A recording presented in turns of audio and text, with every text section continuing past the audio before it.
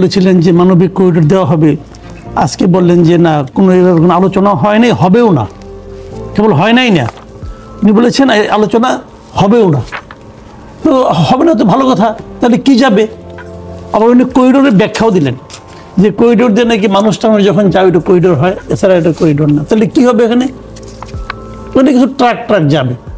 এবং এটা এর মধ্যে আপনার আমেরিকার কোনো চাপ নাই, চীনের কোনো চাপ নাই, কারো কোনো চাপ নাই। খালি জাতিসংঘের ব্যবস্থাপনায় যাবে, আমরা খালি নিরাপত্তা দিব যাওয়ার জন্য। এই হলো ওনার বক্তব্য। এই পুরো বক্তব্যটি আমার কাছে মনে হয়েছে একটা কনফিউজিং বক্তব্য। উনি কিছু একটা আড়াল করতে চান, উনি কিছু একটা খোলামেলা বলতে চান না। এটা হলো আমার কাছে যেটা মনে হয়েছে। কারণটা হলো এই যে আসলে প্রশ্নটা কি, মানুষ যাওয়ার তো প্রশ্ন ওখানে কখনোই ছিল না। কোন মানুষ যাবে? আমাদের মানুষ কি ওখানে যাবে? তো মানুষ যাওয়ার প্রস্তাবটা হচ্ছে ওই প্রশ্নকে উঠায় নাই। প্রশ্নটা উঠেছিল যে ত্রাণ সামগ্রীর মধ্যে নামে তার আড়ালে অন্য কিছু যাবে কিনা, অস্ত্রশস্ত্র যাবে কিনা, যেটা নিয়ে মিয়ানমার আমাদের প্রতি সন্দেহ করতে পারে। একটা কথা মাথায় রাখতে হবে, রাখাইন কি একটা স্বাধীন রাজ্য? তারা কি স্বাধীনতা লাভ করে নিজেদের স্বাধীনতা ঘোষণা করেছে? অথবা পৃথিবীর কোনো দেশকে রাখাইনকে একটা স্বাধীন রাজ্য হিসেবে স্বীকৃতি দিয়েছে? তো যখন আমি তাদের সঙ্গে কোনো ধরনের আলোচনায় যাই, তাদের সঙ্গে কোনো ধরনের সাহায্যের ভূমিকায় নিজেদেরকে আমরা অবতীর্ণ করি, তখন কিন্তু মিয়ানমারের সঙ্গে আমাদের সম্পর্কটা, আমাদের সঙ্গে তো মিয়ানমারের সম্পর্ক এখন আছে। ওই সম্পর্ক তো এখনও কূটনৈতিক সম্পর্ক আছে, সবই আছে। অলরেডি মিয়ানমার এটা এই ব্যাপারে প্রতিবাদও জানাইছে আমাদের ব্যাপারে। তো ওইটা আমরা কেন করব? ওইটা করে আমাদের কী লাভ? উনি বলছেন যে এখানে আমাদের যে রোহিঙ্গা যারা আছে তাদেরকে এখান থেকে ফেরত পাঠাতে আমরা পাচ্ছি না, এটা করতে পারলে আমরা হয়তো ফেরত পাঠাতে পারবো। তো এটা করলে যে ফেরত পাঠাতে পারবো, সে ধরনের কোনো প্রতিশ্রুতি কি উনি আরাকান আর্মির কাছ থেকে পেয়েছেন? অথবা রাখাইন যে আরাকান আর্মি আছে, ওরা কি বলেছে কখনো যে আপনারা আমাদের এই সাহায্যগুলি দিলে পরে আমরা আপনাদের রোহিঙ্গাদেরকে ফেরত দিব? বারবার বলেন যে 12 লাখ রোহিঙ্গা এখানে আছে, আছে তো, ওখানেও আছে। এই আমলেও তো আরো 1.5 লাখ ঢুকছে, ঢুকলো কেন? কাজে এগুলো হলো কি সব গোজামিল। এবং সবচেয়ে বড় কথা হলো এই ঘটনার মাধ্যমে উনি একটা রহস্য তৈরি করতেছেন, যে রহস্যটা সাধারণ মানুষ ভালোভাবে নেয় না। হয়তোবা এটাই ঠিক, মানবিক সাহায্য যাবে, হয়তোবা এটাই ঠিক। কিন্তু ওনারা যেভাবে এটা নিয়ে ঢাক ঢাক গুড়গুড় একটা ভাব করেছেন, কোনো পলিটিক্যাল পার্টির সঙ্গে আলাপ না করে এই কাজটা করছেন, তাতে মানুষের মনে সন্দেহটা বাড়ে। এবং এই কথা জিজ্ঞাসা করা হইলে প্রেস সেক্রেটারি বলে আমাদের সব কিছু করার ম্যান্ডেট আছে। সব কিছু করার ম্যান্ডেট তারা কে দিল? সে দাবি করলেই হবে? সব কিছু করার ম্যান্ডেট কারো নাই। এটা তো একটা অনির্বাচিত সরকার, এটা ডক্টর ইউনূসের সরকার। ডক্টর ইউনূস এই লোকগুলোকে নিয়ে বসাইছে। এবং এই সরকারের সব কিছু করার ম্যান্ডেট, যদি কোনো পলিটিক্যাল গভর্নমেন্ট হইতো তারও সব কিছু করার ম্যান্ডেট নাই। এই জিনিসটা মাথায় রাখতে হবে। এগুলো হলো এক ধরনের অধ্যত্ব, এক ধরনের আমি বলবো যে এক ধরনের মূর্খতাও বটে। এবং গণবিচ্ছিন্ন, সেই সরকার যে বেসিক্যালি নিজেদেরকে গণবিচ্ছিন্ন করে তুলছে ক্রমাগত, এটা তারই একটা নমুনা। নিরাপত্তা উপদেষ্টা আরও একটা কথা বলেছেন বাংলাদেশের ভেতর দিয়ে ত্রাণ সরবরাহের একটি চ্যানেল বা পাথওয়ে তৈরি জাতিসংঘের প্রস্তাব বাংলাদেশে বিবেচনা করছে। সেটাই তো বললাম, উনি তো বলছেন যে ত্রাণের একটা পাথ তৈরি করছে। তো এটি কেন করবেন আপনি? আপনি এটা কেন করবেন? একটা বেসিক কথা ধরেন যে দুইটা প্রতিবেশী, মনে করেন ওই আপনার যে প্রতিবেশী তার সঙ্গে যে ঝগড়া করতেছে, আমি যদি তাকে হেল্প করতে যাই তাহলে আমার ঝগড়াটা কি ওই বড় প্রতিবেশীর সঙ্গে হয়ে গেল না? সেটা আপনি করতে পারেন। আপনি যদি স্ট্র্যাটেজিক্যালি সেরকম সিদ্ধান্ত নেন, করতেই পারেন, কোনো সমস্যা নাই। তো সেই ধরনের সিদ্ধান্তটা কে নিয়েছে? এই সিদ্ধান্তটা তো প্রকারান্তরে যুদ্ধে জড়িয়ে পড়া। এই সিদ্ধান্ত যদি জাতির জন্য প্রয়োজন হয় নিবেন, 100 বার নেন, আমার কোনো আপত্তি নাই। কিন্তু সেই সিদ্ধান্ত যদি কোনো একটা জাতি, যেমন ইন্ডিয়াকে উদাহরণ দিয়ে বলি, এই যে কয়েকদিন আগে যে ইন্ডিয়ার সঙ্গে যে পাকিস্তানের একটা যুদ্ধ হলো, যুদ্ধই তো হলো মোটামুটি। ইন্ডিয়া কিন্তু দেখেন বিজেপির সঙ্গে কংগ্রেসের অত প্রীতি কিন্তু নাই, কিন্তু তারা কিন্তু সবার সঙ্গে মিলে বসছে। এই ধরনের সিদ্ধান্ত নিয়ে তারা সবার সঙ্গে আলোচনা করছে, বলছে কি করা যায়। তো এইগুলি তো একটা পুরো জাতি, আপনি যখন একটা যুদ্ধ লাগাবেন পুরো জাতিকে তো ঐক্যবদ্ধ করবেন। তো জাতির আপনি কোন পলিটিক্যাল পার্টির সঙ্গে আপনি বসছেন? আপনি কারোর সঙ্গে বসেন নাই। খুলি হিসাবে এসে বলতেছে যে আমি এটা আমি করবো, আমি করবোই করবো, কে কি মনে করলো না করলো কিছু যায় আসে না। আরে কে ভাই, তুমি কে? তোমাকে এই চেটে কে দিল? আপনাকে নিয়ম মানতে হবে। এই অনুষ্ঠানে এই তিনজন আমি আছি, আমরা আছি, আপনি অ্যাঙ্কর না, আপনি অ্যাঙ্কর, এই অনুষ্ঠানে তো আপনি চালাচ্ছেন, স্টিয়ারিং কিন্তু আপনার হাতে, আপনি যা ইচ্ছা তা করতে পারবেন? পারবেন না, কারণ আপনাকে একটা সিস্টেম মেনে চলতে হবে। একটা গাড়ি ড্রাইভিং সিটে পাঠিয়ে দিলাম, সে ইচ্ছা নিয়ে ওই গাড়ি নিয়ে পুকুরে নামতে পারবে? পারবে না। স্টিয়ারিং তার হাতে, কিন্তু সে পারবে না, তার যা ইচ্ছা তা করে ইখতিয়ার নাই, তাকে রুল মেনে চলতে হবে। কি এমন দেশের অবস্থা হয়েছে, আপনি কারোর সঙ্গে আলাপ করার সময় পাচ্ছেন না? এবং ঠিক আছে, তখন কয়েন না, শুরুতে বলেন নাই, বলছেন এখন বসেন, এত আলোচনা হচ্ছে, এত বলাবলি হচ্ছে, কারোর সঙ্গে বসছে? তাও বাদ দেন, একটা পলিটিক্যাল পার্টিকে পাইছেন যারা তার এই সিদ্ধান্তের সঙ্গে একমত হয়েছে এ পর্যন্ত? পাইছেন? কোন একটা পলিটিক্যাল পার্টি প্রকাশ্যে বলেছে যে খলিল সাহেব যা করতেছে এই মানবিক করিডোর নিয়ে এটা খুব ভালো কাজ করতেছে? কেউ বলেছে? বলে নাই তো। তো এগুলো হলো কি জানেন, মানে হয় অনভিজ্ঞতা, আমি আগে বলেছি, একটা হয় অনভিজ্ঞতা। আপনি ত্রাণ পাঠাবেন বলতেছেন, ভাই ত্রাণ নীতি পাঠাবেন, সবাই তো এভাবে পাঠায়। আর মিয়ানমার কি মানবে আপনি ত্রাণ পাঠাইছেন? মিয়ানমার কি মানবে? মিয়ানমার ওই ত্রাণের আয়ালে ওই ত্রিপল যে ঢাইকে দিচ্ছেন, ওর ভিতরে অস্ত্র আছে। যখন এই কথা মিয়ানমার বলবে, আপনি কি জবাব দিবেন? আচ্ছা, জাতিসংঘে ত্রাণ পাঠাইতে হলে আমার ভূখণ্ডতে পাঠাইতে হবে কেন? সে নৌপথে পাঠাক, ইন্ডিয়া থেকে পাঠাক, থাইল্যান্ড থেকে পাঠাক, ওদিকে তো নৌ যোগাযোগ আছে, ওখান থেকে পাঠাক। তারা প্লেনে করে নিয়ে আসবে না, কেমন নিয়ে আসবে, আমার এখানে একবার নামাবে, নামাই নিয়ে আবার এখানে যাবে। এবং মানুষ যে সন্দেহটা করে, দেখেন সন্দেহটা আরেকটা হয়েছে কেন, আমাদের একটা টার্মিনাল, সবচেয়ে যেটা চালু টার্মিনাল, যে টার্মিনালটা আমরা গতবার 3 লাখ কন্টেনারের বেশি লক্ষ্যমাত্রার চেয়ে বেশি ওঠানামা করেছি, সেই টার্মিনাল আপনি দিয়ে দিচ্ছেন একটা বিদেশি কোম্পানির কাছে।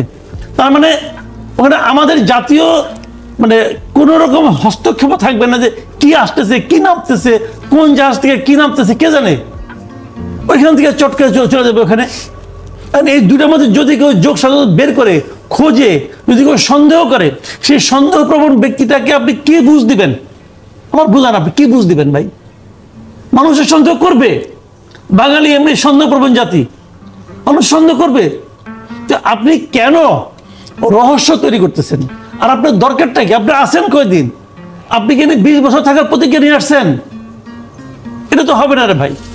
একটা পলিটিক্যাল গভর্নমেন্ট আছে, বলবেন যে আমি করে দিয়ে গেলাম, তারা দেখবে। আর পলিটিক্যাল গভর্নমেন্ট যদি এই আপদটাকে বিপদ মনে করে, তখন আমরা কি হবো? তো ভাই এগুলি কোনো নাই, এগুলি মানে বলতে গেলে অনেক কথা, বাট আমার কাছে মনে হয় না তারা এটা শেষ পর্যন্ত করতে পারবে। করতেই পারবে না, এই গভর্নমেন্টের এই কাজগুলি করতেই দেওয়া হবে না, দেশে মানুষ করতে দিবে না তো। মাসুদ কামাল, ত্রাণ চ্যানেলটা যেটা বলছে রিলিফ চ্যানেল, বাংলাদেশ তো তার মানবিক দিকটা দেখাইছে এত লাখ রোহিঙ্গাকে আশ্রয় দিয়ে।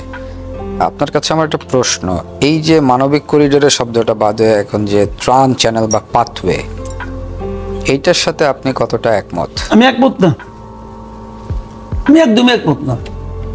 একমত না? ত্রাণ যদি 100% ত্রাণও হয়, তবু আমি একমত না। আপনি কেন একমত না? আমরা একটা বিরতি যাচ্ছে, বিরতি থেকে ফিরে এসে শুনবো। প্রিয় দর্শক, ZSRM নিবেদিত সংবাদ সম্প্রসারণের একটি বিরতির সময় হয়েছে, সঙ্গেই থাকুন।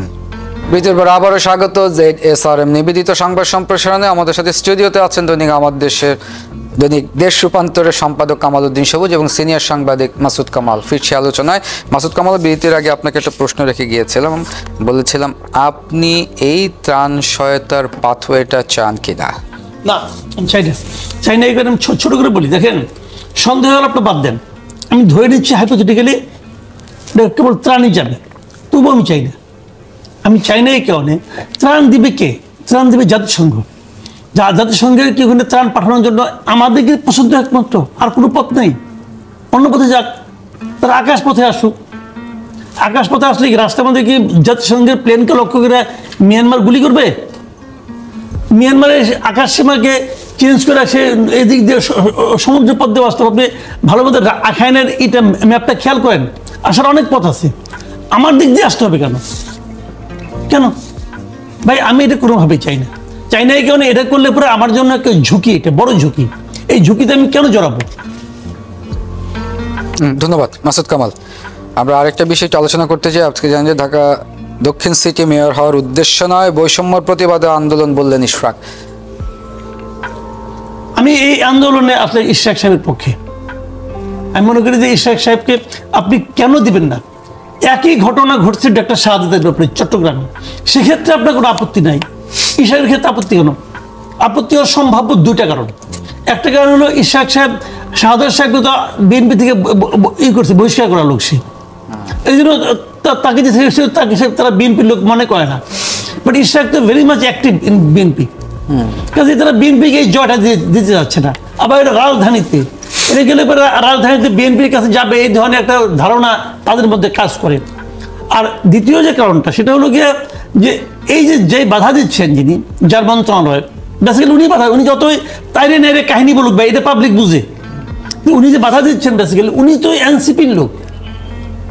যে জিনিসটা ইশরাক সাহেব করছে, আইডেন্টিফাই করছে, এখানে তো দুজন এনসিপির লোক আছে মিনিস্ট্রিতে, তাহলে এই মিনিস্ট্রি তো নির্দলীয় মিনিস্ট্রি থাকলো না, সে তো সকল দলের প্রতি সমান সুবিচার করতে পারবে না। এবং তার প্রমাণ এখানে এসে গেলো এইটা নিয়ে। সজীব ভুঁইয়া সাহেব এই ভবনে বসেন এখন, তো এই ভবনে বসে নিশ্চয়ই বাড়তি মজা একটা পেয়ে গেছেন, উনি ওই মজাটা হারাতে চান না। কারণ উনি যে ভবনে বসেন সেই ভবনটা ওনার মিনিস্ট্রির আন্ডারে একভাবে, তো উনি তো এটা মানবেন না। আর ইশরাক সাহেব যদি এসে বসে, ইশরাক তো মন্ত্রীর পদমর্যাদায়, উনি ওনার কাছে অতটা অনুগত নাও থাকতে পারেন। এবং এই সিটি কর্পোরেশন নিয়ে মনে করি সজীব ভুঁইয়া সাহেব খুবই নেস্টি গেম খেলতেছে। সে এমন একজন লোক ঢাকা উত্তরের বানাইছে, মেয়র বানাইছে, যার নামে তো নানা ধরনের অভিযোগ আমরা সোশ্যাল মিডিয়াতে। মাসুদ কামাল, এই ইলেকশনটা কবে হয়েছিল আপনার মনে আছে? কোনটা? এই যে সিটি কর্পোরেশন। হ্যাঁ, 2020 সালে। তখন যে সরকার ছিল সেই সরকারের আমলেই তো ইলেকশনটা হয়েছিল। এটা আগে সরকারের আমলে ইলেকশন হয়েছিল। হ্যাঁ, তো আগে সরকারের আমলে সব যদি চট্টগ্রামে ইলেকশন হয়েছে কবে? চট্টগ্রামে ইলেকশন কবে হয়েছে? প্রশ্ন আপনার কাছে, আমি না আমি তো ওভারঅল কোশ্চেন, চিটাংটা নিয়ে প্রশ্ন, এটা আমি জানতে চাই। আমার কথা হলো কি, আমি যদি গত সরকারের ফ্যাসিস্ট সরকারের সবকিছুকে আমি যদি অ্যাবলিশ করি, তাহলে এই যে নির্বাচনটা হলো এটা তো লাস্ট ফ্যাসিস্ট সরকার। শুনেন, আমি এখানে কথা বলি, এখানে আপনি যদি লাস্ট ফ্যাসিস্ট সরকারের সমস্ত নির্বাচনকে বাতিল করে দেন, কোনো আপত্তি নাই। বাতিল করে আপনি কি করবেন? বাতিল করার পর আপনি কি করবেন? ওখানে কি তাহলে স্থানীয় সরকারের কোনো প্রয়োজন নাই? স্থানীয় সরকারের কোনো কাজ নাই? আপনি জানেন একজন কমিশনারের কাছে নাগরিকদের কয়টা প্রয়োজনে যেতে হয়? 21টা প্রয়োজনে একটা কমিশনারের কাছে যাওয়া লাগে প্রতিদিন নাগরিকদের বিভিন্ন শ্রেণী। এই কাজগুলি কে করবে? দেশ কি থমকে থাকবে? হ্যাঁ, তাহলে আপনি ওই সবগুলি যে বাদ দেন, ফ্যাসিস্ট সরকারের সবগুলি বাদ দেন, বাদ দিয়ে তাড়াতাড়ি করে ওই নির্বাচনটা করলেন না কেন? এতদিনে একদিন বসে বসে আঙুল চুষছেন, করেন না কেন? নির্বাচন তো করতে চাচ্ছে। আরে এখন এটা কয় মাস পরে এসে এখন তো করতে যে চাচ্ছে যে কেউ, এনসিপি এখন যাচ্ছে ইলেকশন করছে, এটার পেছনে তো অন্য কারণ, অন্য ধান্দা। 9 মাস পরে এসে এটা করতে হবে, তার মানে কি মূল ইলেকশনটা আরো পিছিয়ে দাও। সহজ হিসাব। আপনি আগে করলেন না কেন? মজা পেয়ে গেছিলেন তো ভাই। এইগুলি বলেন না, মানুষ এগুলি বুঝে। এই দেশের মানুষ এত বোকা মনে করেন না। আপনি ইউনিভার্সিটি পাস করে এসে নিয়েই আপনি সব বুঝে ফেলাইছেন, আর এই দেশের মানুষের চুল দাঁড়িয়ে পাকছে এমনি এমনি। ঈশ্বর মেয়র হলেন, টেনিউর শেষ হলো, তারপরে কি এটা চলতেই থাকবে? না, এটা তো কেউ বলে না চলতে থাকবে। কোশ্চেনটা হলো কি, ওই সময়ে যা আইন যা আছে, আইনে যদি বলে, আইনে কি আছে আমি ঠিক শিওর না, যে আইনে বলে যে পরবর্তী মেয়র না আসা পর্যন্ত দায়িত্ব পালন করবে, তাহলে করবে। যদি আইনে বলে না, অটোমেটিক সেটা ভ্যাকেন্ট হয়ে যাবে, তখন আইনে নিশ্চয়ই একটা সমাধান আছে। একটা মেয়াদ শেষ হওয়ার পরে কি হবে সেই অনুযায়ী কাজ চলবে, নাহলে তখন প্রশাসক নিয়োগ করা হবে। কিন্তু আমার কথাটা হলো কি, যে আদালতের রায়ে ইশরাককে বিজয়ী ঘোষণা করা হয়েছে। প্রয়াত পিতা সাদেক হোসেন খোকা যখন মেয়র ছিলেন, উনি কিন্তু তার টেনিউরের বাইরে অনেক ছিল, এটা কিন্তু এটা এর মধ্যে আছে। উনি কিন্তু 5 বছর ছিলেন না, দীর্ঘদিন ছিলেন। তো কথা হলো এখানে যে আইনে যা তাই হবে। কিন্তু আমার কোশ্চেনটা হলো কি, 111 গভর্নমেন্ট ছিল না? 111 গভর্নমেন্ট ছিল, বাট জি আমার কথাটা হলো কি, যে উনি তো আদালতের রায়ে, আদালত তাকে ঘোষণা করেছে যে উনি এখানে ওই নির্বাচনে বিজয়ী হয়েছেন, বিজয়ী হিসেবে উনি থাকবেন।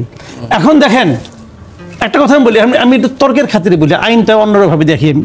ধরা যাক 2020 ইলেকশন হয়েছে, যদি ইলেকশনটা সঠিক হতো, মানে আদালত যেটা বলছে যে ওই নির্বাচনে ইশরাক জিতছে, তাহলে ইশরাক জিতলে কয় বছরের জন্য জিততো? 5 বছরের জন্য জিততো। তো সেই জিনিসটা 2025-এ এসে আমরা জানতে পারলাম যে না ইশরাকই জিতেছে। তাহলে এই যে 4 বছর প্রায়, এই 4 বছর তো জোর করেছিল আরেকজন লোক, কিন্তু জনগণ যারা ইশরাককে ভোট দিয়েছে তারা তো ইশরাককে 5 বছরের জন্যই ভোট দিয়েছে। আমার তো মনে হয় ইশরাককে যেদিন দায়িত্ব নিবে তারপরে তার 5 বছর থাকার তার নৈতিক অধিকার আছে, এটা তো আমি মনে করি। কারণ তাকে তো জনগণ 5 বছরের জন্য ভোট দিচ্ছে, একদিন আপনি তাকে বসতে দেন চেয়ারে, এটা আপনার সমস্যা, এটা তো পাবলিকের সমস্যা না। পাবলিক তাকে 5 বছরের জন্য নির্বাচিত করেছে, তার 5 বছরই থাকা উচিত এই পদে। 5 বছরের জন্য থাকলে পরেই পাবলিকের সে রায়, সে রায়টাকে অনার করা হবে। আমি তো আপনি এইভাবে বলতে মনে যাচ্ছেন করি। যে ইশরাকের 5 বছর থাকতে পারে, আপনার এটাতে সমর্থন আছে?